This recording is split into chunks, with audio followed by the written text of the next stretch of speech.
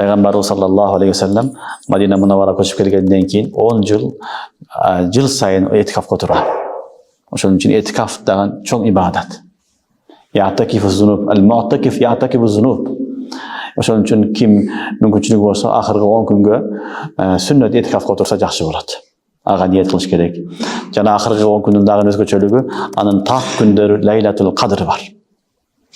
Anın jakşı jolu jup gündörü uktap dem alıp tak gündörü ibadat menen çıkış gerek. Oşonda al 27'si emes al jılıp durat. Kede 21, kede 23, 25, 27'si Rasulullah sallallahu aleyhi ve sellem taharra fi aşr avahir degen. Ahirgi gündörü izegile degen sallallahu aleyhi ve sellem. Oşoň üçin ahirgi gündörü izleş üçin tak jup gündörü dem alıp tak gündörü izlesek inşallah Allah subhanahu wa taala Laylatul Qadr'da nasip kılat. Jana en ahirgi gün aytyň tünü bolup kalat. Al gün dagın, tün dagın berekeli tün. Ahirgi wagtda Allah Taala innema yuwaffas sabirun ajrahum bighayri hisab.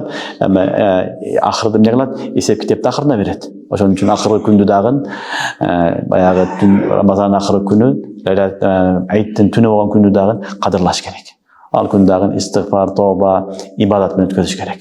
Oşoň üçin biziň aýybız mına berekeli way keldi. Bunu jumuşdan jeňildik alıp okulları jeňilletip, işleri jeňilletip bir gana uşulayda özgü arnaşybız gerek. Bir ayda arnasak, buna kalasa Allah subhanahu wa taala kalgan aylarda hem jeňil kılat.